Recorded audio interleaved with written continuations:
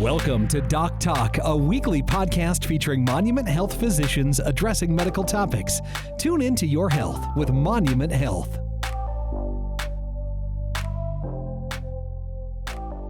Hello again, and welcome to another edition of Doc Talk with Monument Health. My name is Mark Houston, and joining me today is Dr. Patrick Woodard, who is a board-certified internal medicine physician and is the Chief Healthcare Information Officer for Monument Health.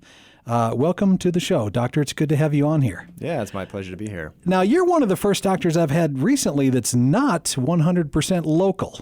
Matter of fact, you're pretty new to the area. That's true. I came in January. I've been here for the long winter, and now getting into a very delightful, albeit smoky summer. Yes. You came up from Tennessee, correct? So this is all relatively, the winter was new to you. That's sort of true. I was in Tennessee for a couple of years. Prior to that, I grew up in the Reno, Nevada area, so I had a fair amount of snow close to Lake Tahoe. Did a lot of skiing there, so we're glad to be back in the West. Some hills and some mountains, something that you can look at that's not a hike just from this tree to that tree. Well, what part of Tennessee did you come from then when you were there? We were in Memphis, Tennessee. Okay. That's not super hilly, is it? It's not. No. Not at all. So what brought you up here then?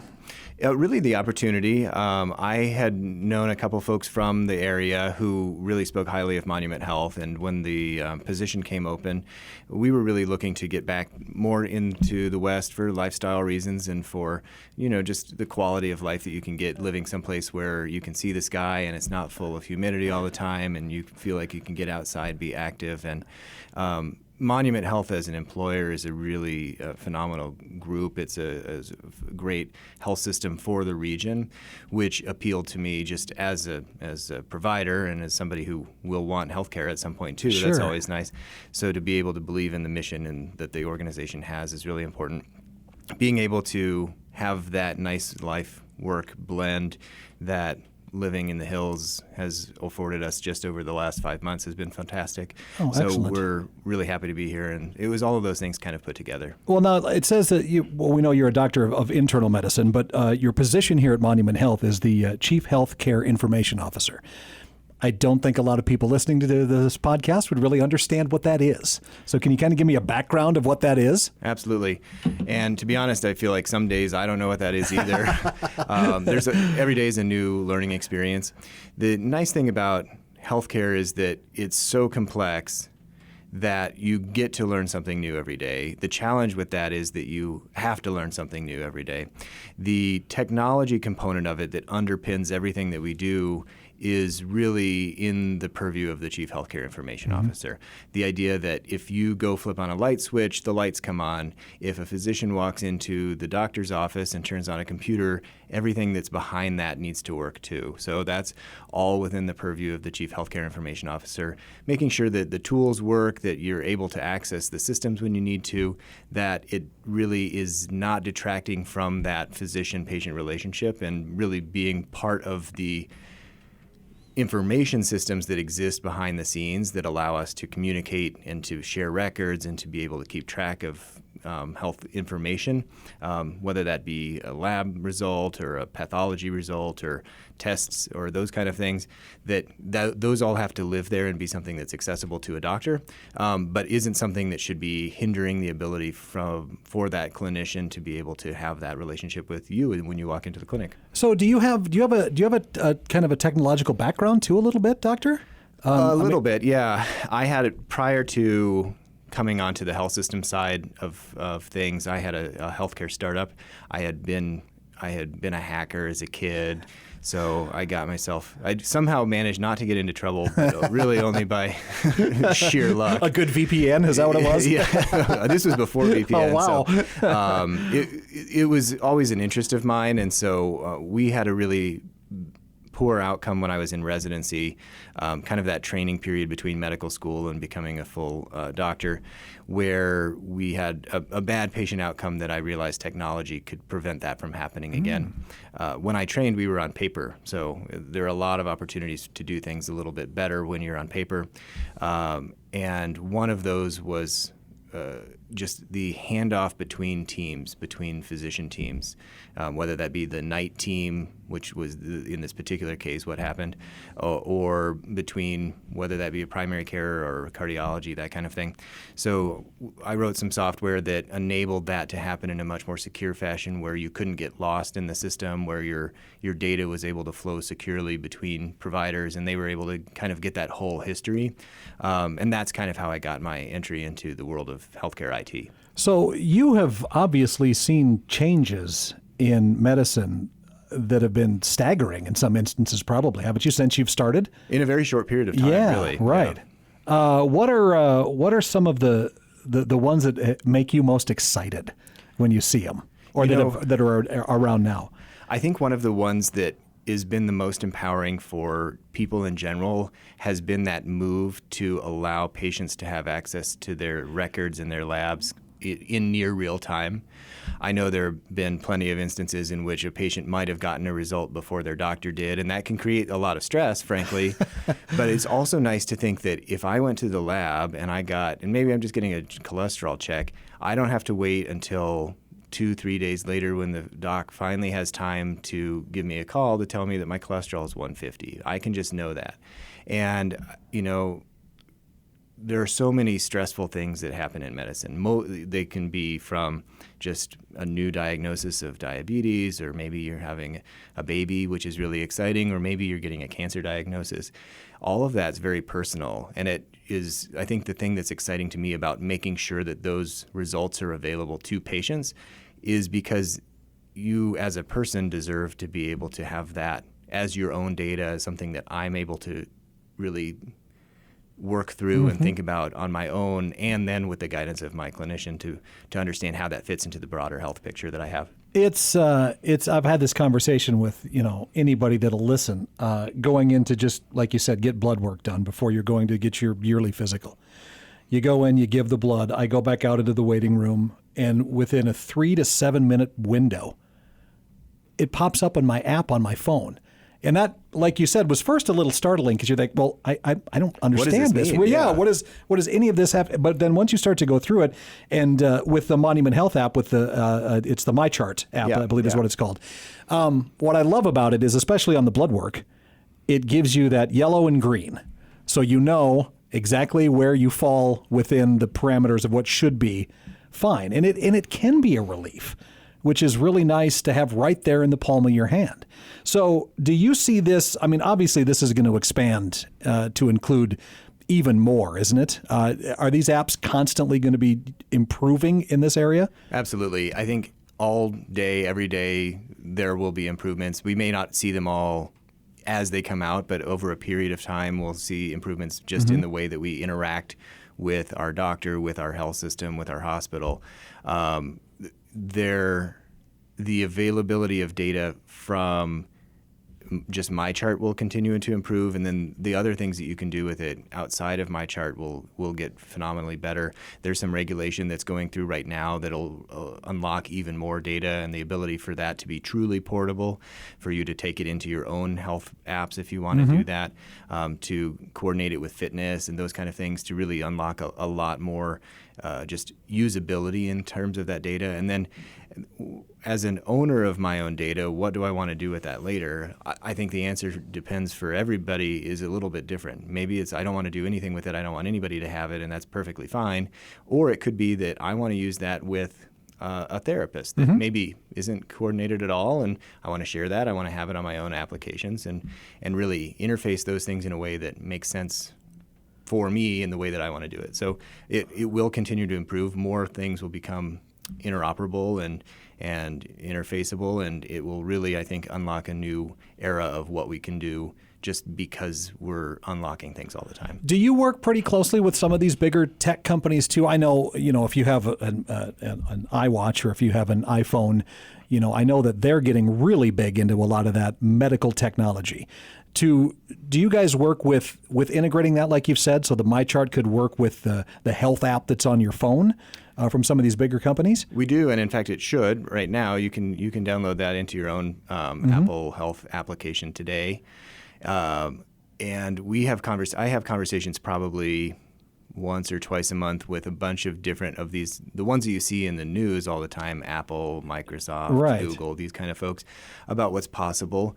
We do want to be careful, though. We don't want to get in a situation where we're violating people's privacy. We want that to all be under the control of patients, that if you want to do something, we don't want to be in the way, but we don't want to accidentally force anybody who doesn't want to do something into a position where their data is somewhere we don't want it to be. Right. What are you excited about? What's some of the most promising technological advances that are coming out of medicine right now that I don't know how involved you can get in that conversation, if you have trade secrets or whatever, I'm not sure. But are there some things that you just can't wait to get your hands on? I think the biggest are all in the area of artificial intelligence, okay, which is a big category. Yeah. Right? I think the ones that are really hyped right now are those that are called generative AI. So machines that are trained on large volumes of language data, primarily written word, that kind of thing, that can produce text or in some cases music or graphics based on a prompt. So I can say that I'd like to see Patrick Woodard in a recording studio and give it a couple images, and then it'll put that together. Right. Those are really hyped right now. I think there's a good reason for that, and I think there is a lot of promise, and we can maybe talk on that if you'd like in a minute. I think the reality is that artificial intelligence has been around for decades in healthcare, although you may not have thought about it as such. The EKG machine, or the electrocardiogram, the thing that gives you the little squiggly lines when you get the little pads on your chest, that has been being read by machines for decades, since literally the 1970s. And it isn't 100% accurate, and I think that goes to exactly how we need to be thinking about the rest of artificial intelligence in healthcare today. Doctors for years have seen like the little read from the EKG machine that says, consider STEMI, which is a type of heart attack, or second-degree AV block, which is a type of heart block, so a delay in the way that we process the heart signal.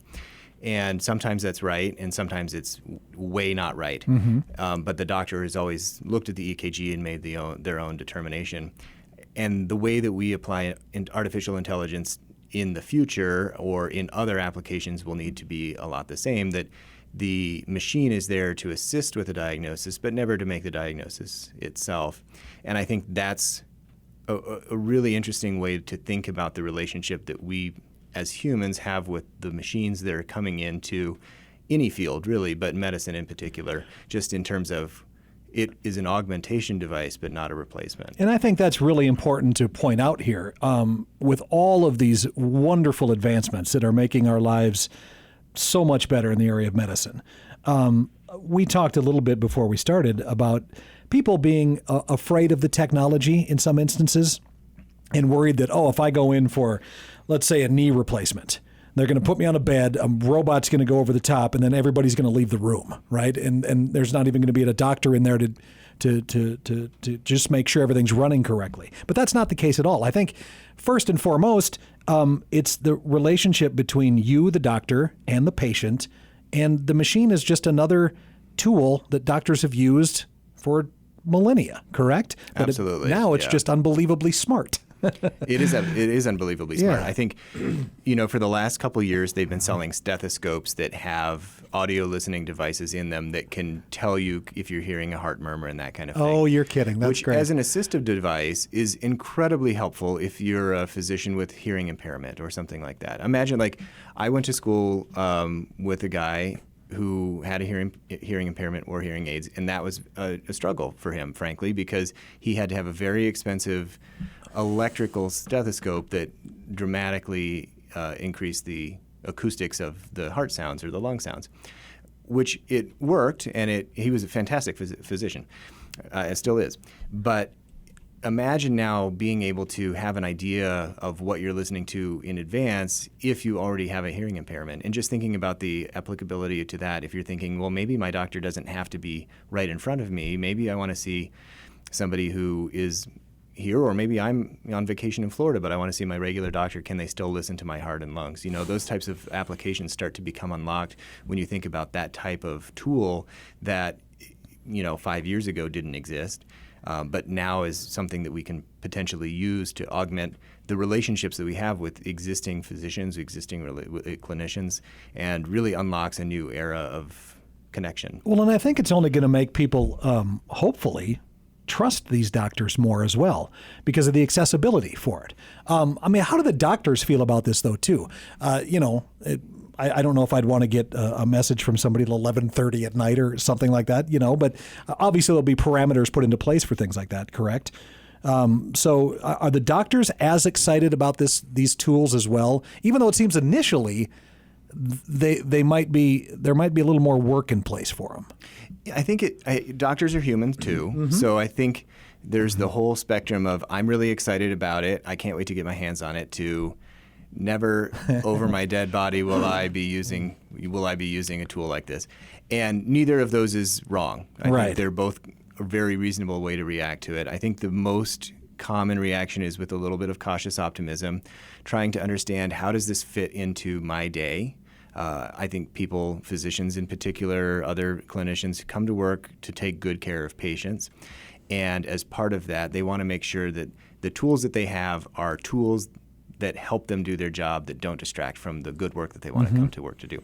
So to that end, there are a lot of folks who are really excited, but want to make sure that it makes sense and isn't just another box to check. I think there's a really interesting article from probably about 10 years ago now in the Journal of American Medical Association, where a pediatrician, it was like an op-ed, a pediatrician had received a letter from a patient, and it was a drawing of the patient and their family in the exam room. And there was a little kid on the exam table, and there was a kid sitting in the corner with the mom, and the doctor was sitting facing away from them at a computer.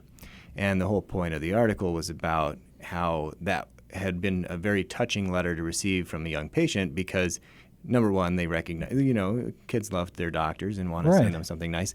But the thing that really stressed the doctor out was that they were depicted in this 7-year-old's, I think it was a 7-year-old, drawing, facing away from them, interacting more with the computer. Right. That's not what we go to the doctor for.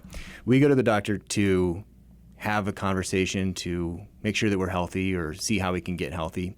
And when we're putting new technology in that detracts from that, that's the wrong way to approach it. So we need to be cautious about how we do that. We need to be thoughtful about if we're putting in something new, it shouldn't detract from our ability to be human together, and it should just be there to help enhance our ability to communicate, to make better diagnoses, to produce higher quality healthcare, and to do it in a way that makes sense for people. I think that's a great place to leave off for this podcast, Doctor. I'd like to hopefully have you on again here and get into some more specifics about some of the technology that we have at Monument Health and that you're a part of, and kind of because this is all it's all just fascinating, and for me personally, it makes my not fear, I don't want to say that, but just my apprehension about sometimes going to see a doctor.